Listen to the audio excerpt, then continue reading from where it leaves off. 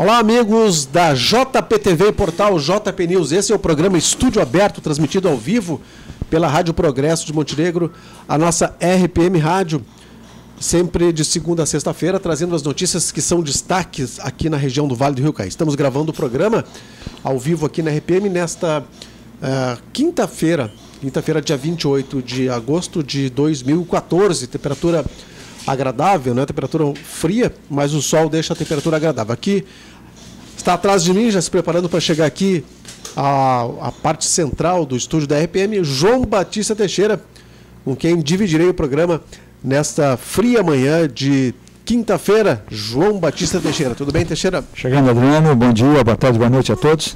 Sabe que o indefectível é o café, né, Adriano? Esse aí anima as madrugadas, né? Cafezinho tu não gosta, né? Tu não é do café, né? Não. Eu tomo por ti e por mim. Certo. Aliás, o café brasileiro que é reconhecido em todo o mundo, né? Ah, com certeza, né, Adriano? Ainda que não tomemos o melhor, né? Sabes que eu tive a oportunidade de visitar em Santos o pessoal que degusta café, né? É uma especialidade isso, né? Impressionante. E eles não tomam, né? O sujeito, ele só põe na boca e cospe, né? E então classifica o café, por exemplo, o café arábica, né? Então, é a melhor classe A, classe exportação, não é? E, tristemente, o que a gente encontra no nosso mercado, regra do capitalismo, né, Adriano, nem sempre é o melhor café. Que interessante. Né? É uma pena, né? O melhor café, em geral, o pessoal destina aos mercados sofisticados, certo, ou à exportação. Né? A dúvida que eu tenho, o café é um produto brasileiro? O café não. O café me parece que ele eu já soube disso no passado, eu acho que ele é do Oriente Médio, é egípcio, né? Ou já se tomava naquela época, não me lembro. Não vou dizer besteira aqui, além das que já digo, né? Mas como hábito não existe país igual como o Brasil, né? Não, eu diria até que existe, Adriano. O pessoal dá muito café, né? Por exemplo, tens no Oriente Médio, toma-se café fortíssimo, né? E eles gostam muito do café também, né? E o Brasil, depois, o que aconteceu é que muitas digamos assim, das mudas foram levadas daqui e o pessoal desenvolveu café em outros mercados, em outros centros de produção, né? Por exemplo, o café colombiano também é famoso, né? Mas é uma coisa curiosa. Aliás, eu tive a oportunidade uma vez de tomar café na fazenda em Minas Gerais. Eu tomei café, Adriano, num produtor de café, sujeito com mais de 1.000 hectares da propriedade. Aliás, foi a primeira e única vez em que eu vi tucanos voando. Né? Parecia um bicho de plástico. Eu olhava assim, quando eu olhei, confesso que tive aquela noção assim de desenho animado, sabe, Adriano? É um bicho que em voo, ele é bizarro, né? Um bico enorme, colorido, bonito. E eu pensei que eu estava sonhando que aquilo era uma simulação virtual, né? E lá, muito gentil cidadão, ele me fez tomar um café sem açúcar, sem adoçante, sem nada. Isso, a única regra que ele me disse, você não pode, você vai ter que sentir o sabor do café. Realmente espetacular, imagina, um produtor grande, né? Daqueles que produzem com qualidade de exportação. Isso movimenta muito aquele sul de Minas, Adriano, é muito. Paraná antigamente era um centro importante, né? Hoje quero crer que Minas Gerais concentre a maior produção brasileira. E é um pessoal que vive, inclusive que tem atividades outras, mas que em propriedades médias acaba também produzindo café e aumentando o seu rendimento, né? É uma cultura muito bonita, sabe? Bonita mesmo e muito aprimorada hoje, né? Por conta até da colheita. O pessoal hoje em dia tem colheita até automatizada, né? Depois colocam lá nos lagares, né? Colocam o café secando, mexem no café, depois então ele é ensacado. É bonito, né? Quem tiver a oportunidade um dia de visitar, sabe que tu acaba mergulhando um pouquinho no passado, né? Tu chega até a imaginar assim escravos trabalhando, claro, um mergulho triste, um mergulho melancólico, mas tu consegue até enxergar naquelas grandes propriedades toda a turma trabalhando com aquilo e mexendo, revirando o café. É bonito. E a gente acaba... O café é mundialmente consumido, né? Mesmo na Europa, o pessoal aprecia demais, né? O italiano, então, é uma coisa terrível, né? Sabe que o italiano toma uns cafezinhos que é um golinho. Não todos, né? Mas tem o café, o expresso deles, chega a ser ridículo, né? Para nós que tomamos meia xícara de café, é ridículo. O italiano gosta, ele toma, né? Tu para num bar de estrada, tu vê o sujeito tomar um cafezinho, numa xícara pequena, sei lá, 6 milímetros de altura do nível do café, só. E ele sai, mas é um café, de fato, privilegiado, né? Agora os italianos desenvolveram muitas máquinas de café, e agora o hábito está sofisticado, né? Então o sujeito tem uma espécie assim de refil, né? E faz um café, dá uma xícara, né? É uma coisa cara, né? Enfim, mas que é bom, né? O café realmente é uma bebida maravilhosa. Certo. Falando voltando no tempo, né, Teixeira, a gente tem coisas que acontecem no mundo que elas são cíclicas e que muitas vezes se repetem. Nós tivemos aí na década, ou melhor, no século XIX, a chegada dos primeiros imigrantes alemães e italianos ao Rio Grande do Sul e ao Brasil também, vindos em busca de novas oportunidades.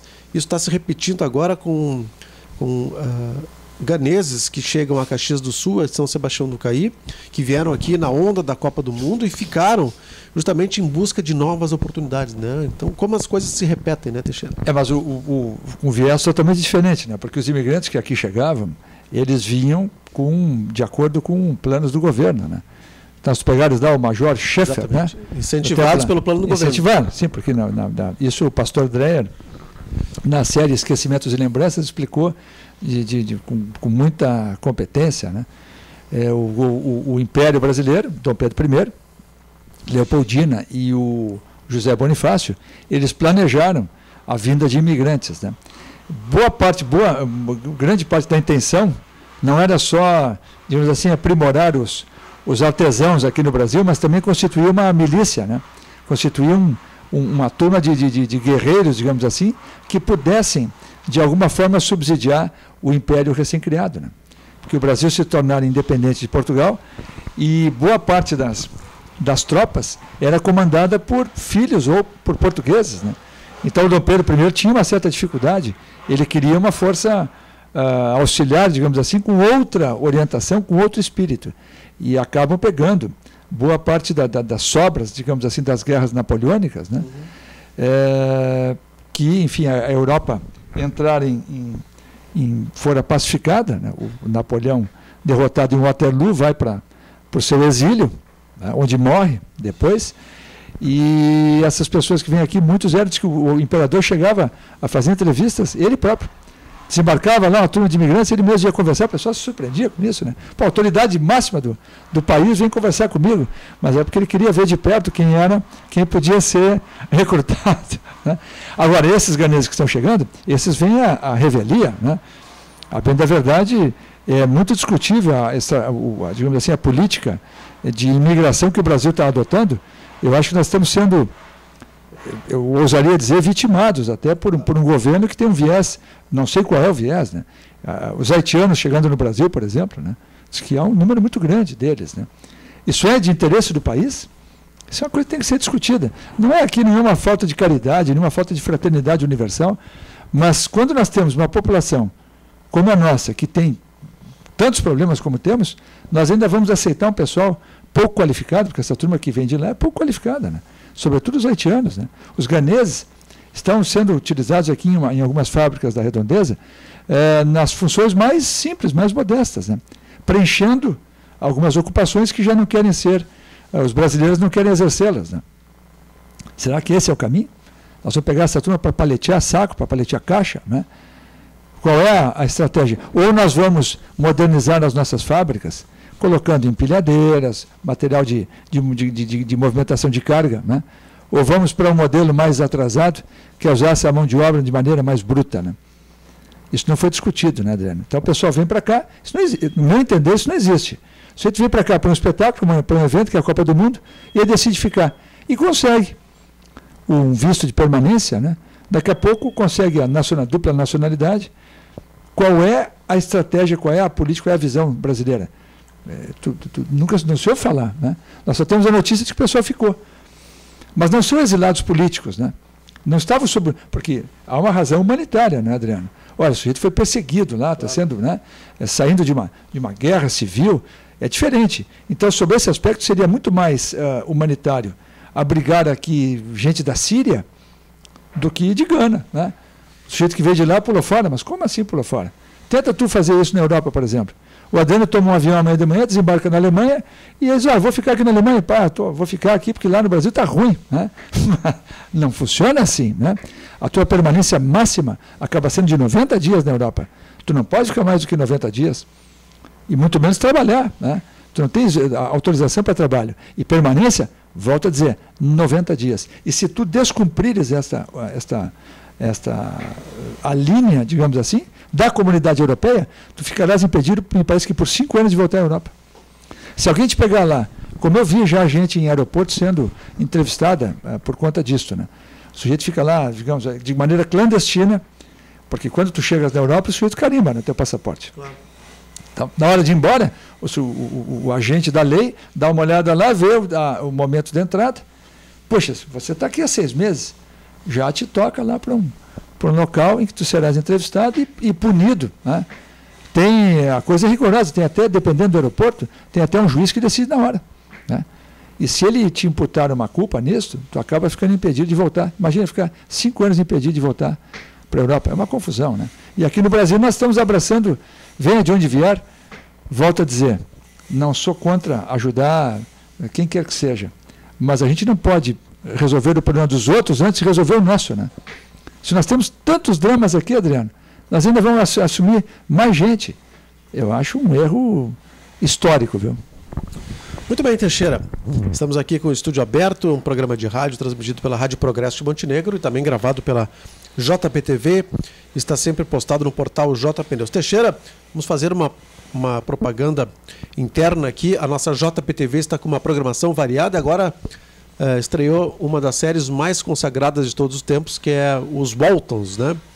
É uma série que foi produzida na década de 70, entre final de 60 e início de 70, e é considerado até hoje um épico aí, que nós estamos trazendo aqui na grade da JPTV, né, Teixeira? Sabes que nós somos privilegiados, né? Digo isso porque quem passou dos 50, ou beira dos 50, que é o nosso caso, teve a oportunidade de ver algumas séries de televisão brilhantes, né?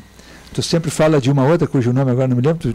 Os Pioneiros. Os Pioneiros, né? Tu disseste que ainda é superior, melhor que os Waltons, né? Ainda que a temática seja diferente. Mas os Waltons, eu falo como... Eu sou suspeito, porque eu assisti muito esses episódios todos, Adriano. Boy, aquela história toda. Para quem não conhece, é a formação, é uma vida, digamos assim, meio campesina, né? De uma família americana, bem tradicional, os filhos crescendo com as suas dificuldades, e esse rapaz, ele foge um pouco da brutalidade do meio, né?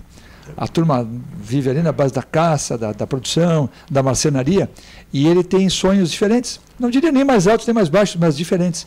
Ele quer ser jornalista. Né? Na verdade, escritor, né? Escritor, né? Ele acaba depois sendo, eu acho que jornalista, né? Ele acaba trabalhando num jornal, coisa assim. Mas enfim, o sonho dele é ser escritor, de fato. Escritor, exato. Então ele tem uma abordagem da vida.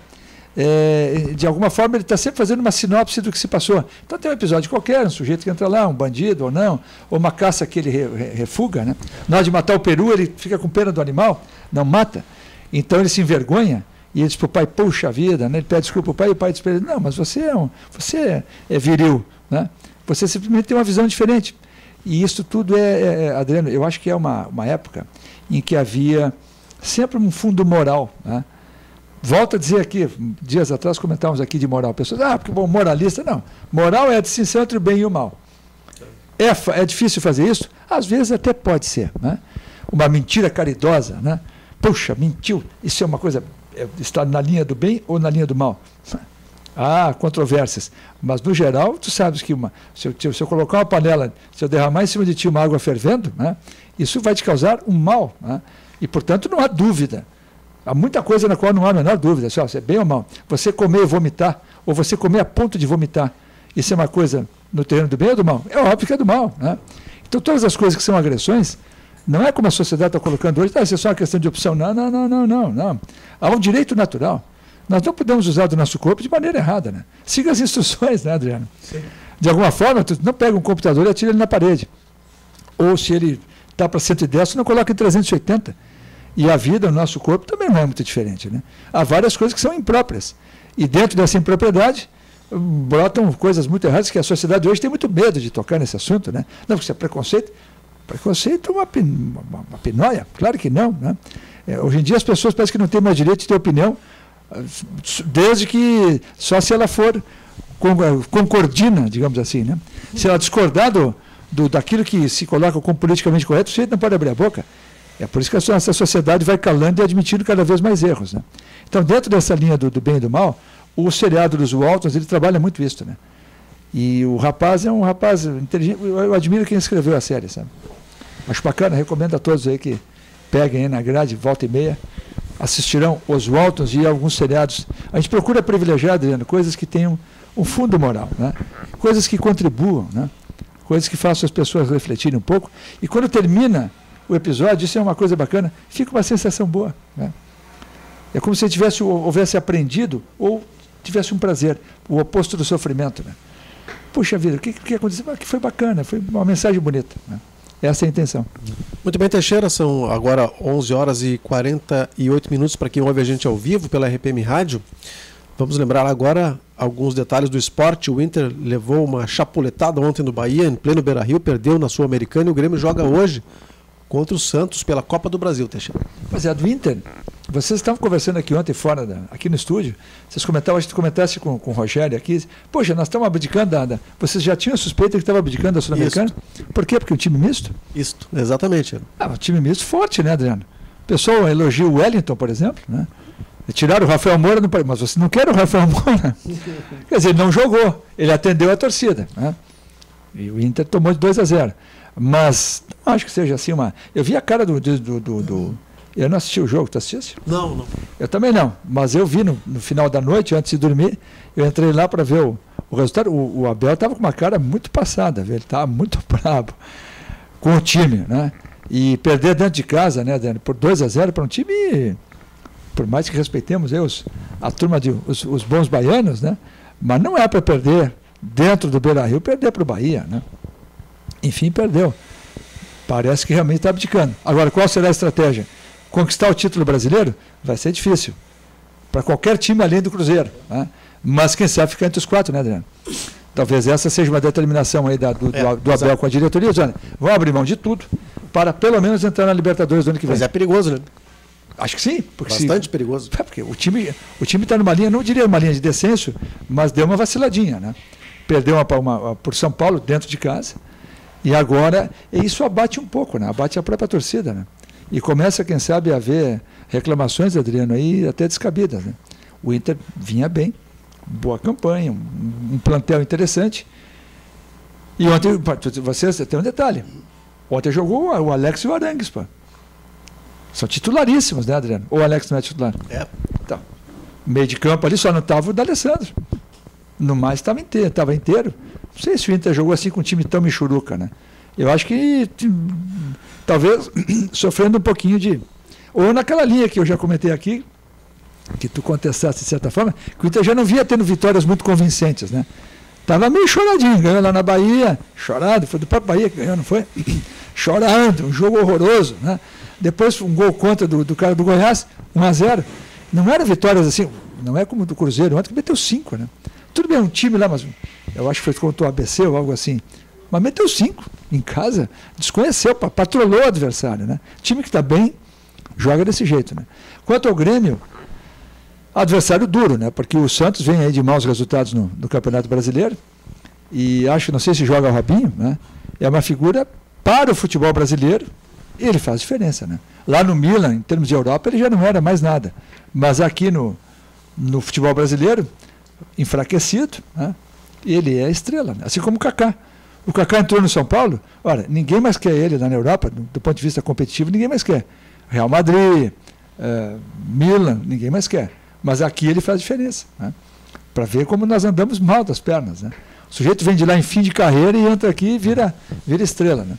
E o próprio Ronaldinho Gaúcho, tu viu essa questão do Palmeiras, hein? O Palmeiras tentou de novo contratar o Ronaldinho Gaúcho e desistiu pela 3ª vez, né?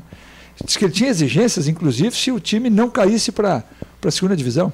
Se o time não caísse, ele queria 800 mil. Isso aí foi publicado ontem num blog, né? É dureza, né, Daniel? Essa turma tem uma fome de dinheiro grande, né? Gostam da bufunfa, né? É verdade, Teixeira, a gente continua aqui com o nosso Estúdio Aberto. Agora, no mês de outubro, vai ter mais uma audiência pública promovida pelo Governo do Estado em parceria com o Comitê de Bacia Hidrográfica do Rio Caí, que, aliás, a próxima reunião já está convocada para 2 irmãos, né? A próxima reunião do Comitê Caí. E nessa audiência pública, aí serão apresentadas novas tendências para a minimização das cheias.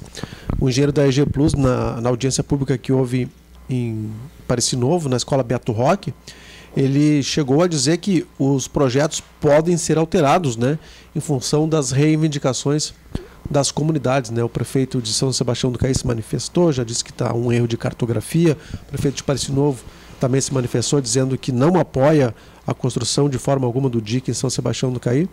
Então, teremos algumas histórias pela frente e até haver uma definição exata do que será feito, né, Teixeira? Olha, Adriano, o próprio prefeito, ele não foi contraditório, né? Eu assisti hoje pela manhã ainda a manifestação dele, né? Me sinto à vontade para comentar o que ele dizia, né? Falava que tem um erro, dizia que tem, de fato, ele deu razão ao pessoal do Pareci, do Matiel, de estar contestando, acha que os efeitos não serão bons, né, pela construção do dique, mas, ao mesmo tempo, ele dizia que não se deve perder a oportunidade de fazer algo, né? Claro. Porque ele se diz também empenhado, e não há quem não diga assim, também empenhado em minimizar as cheias. Mas ele disse, olha, como leigo, ele se confessa leigo, eu como leigo não concordo. Ótimo, aí depois o pessoal da EG Plus se manifestou. Eu tenho a impressão, Adriano, de que existe aí eu tenho a impressão de que até vai ficar como sugestão aqui o próprio comitê, sabe? Ao comitê e à EG Plus. Eu acho que precisa de um meio de campo aí. Eu acho que está faltando um meio de campo. Eu acho que esse tipo de discussão com autoridades, não estou tentando mascarar o jogo, muito menos melá-lo, né? Mas eu acho que o esclarecimento técnico não deve ser feito numa audiência pública. Eu posso estar enganado, né?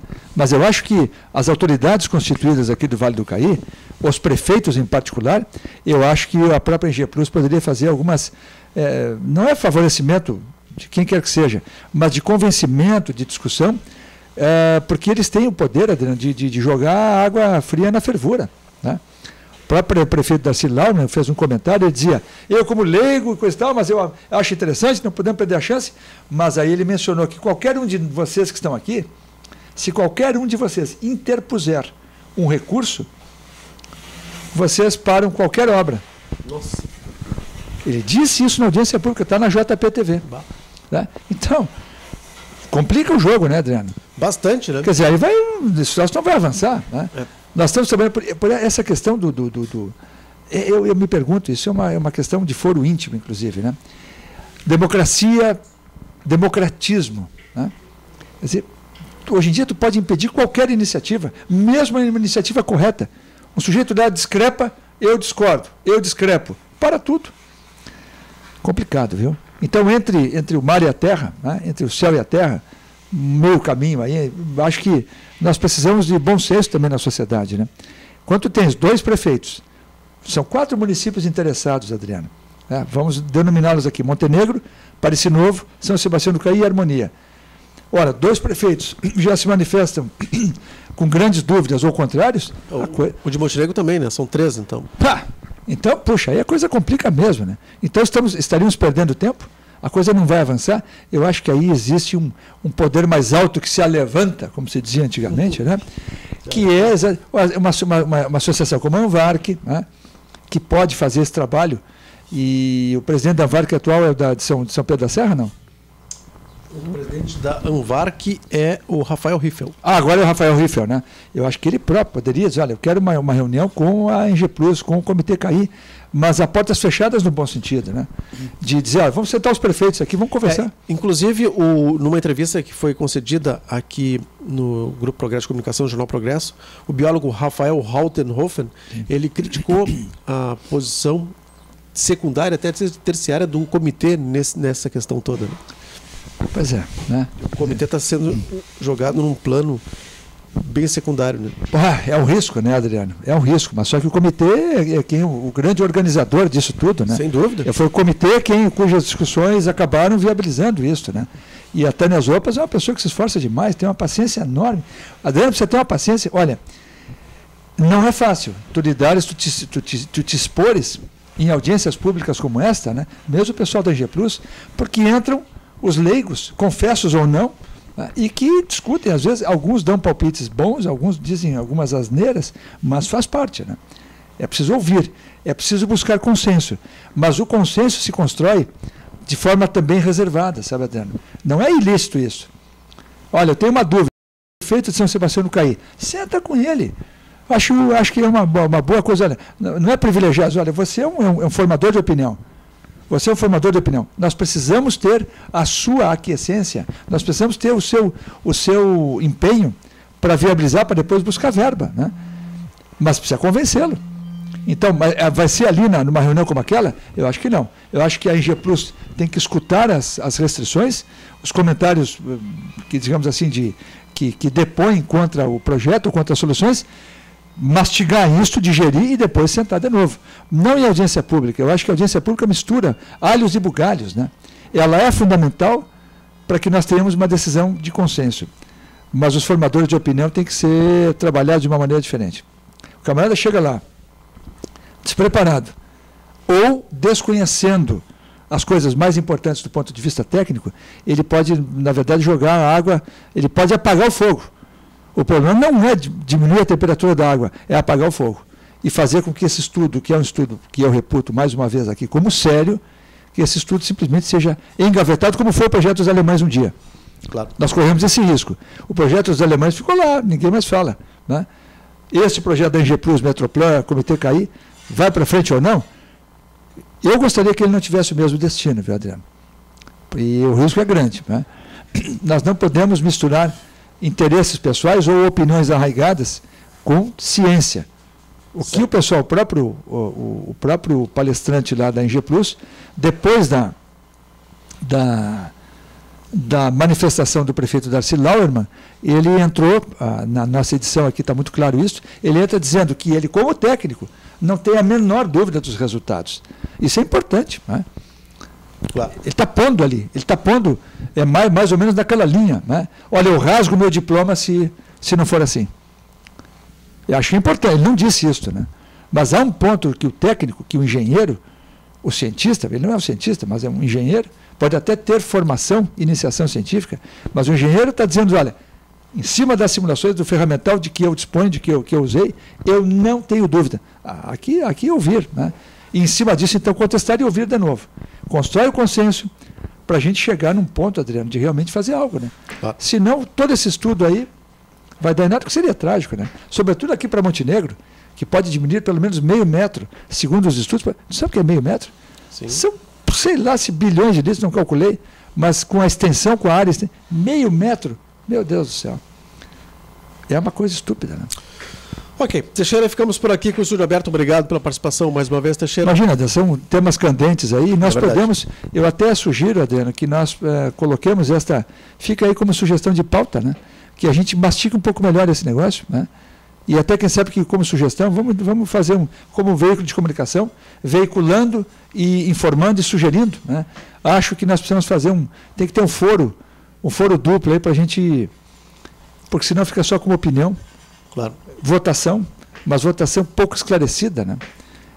Os déspotas, pelo menos quando são esclarecidos, né, Adriano? A coisa, estou brincando aqui, né? Me perdoe, mas o despotismo esclarecido. Há uma coisa grande aí no Brasil, que é essa questão de que as coisas também não avançam, porque se discute demais, né? Tá certo. Às vezes é preciso colocar a coisa do ponto de vista técnico, e olha, isso aqui é assim porque está comprovado matematicamente ou por simulação, e toca em frente. Senão a coisa, ninguém faz nada, né? Fica discutindo. Enquanto se discute, Adriano, os prédios ruem, mesmo aqui, misturando um pouco o canal para encerrar. Aqui o movimento de preservação do patrimônio histórico de Montenegro, discute. Até agora não tem uma regra votada, não tem uma lei, e o pessoal continua destruindo prédio. Então estão discutindo. Às vezes o ótimo é inimigo do bom. Nós estamos esquecendo isso. O ótimo é inimigo do bom. Às vezes tem que ser realista e fazer o que dá. Um abraço a todos, até a próxima. Até mais, pessoal.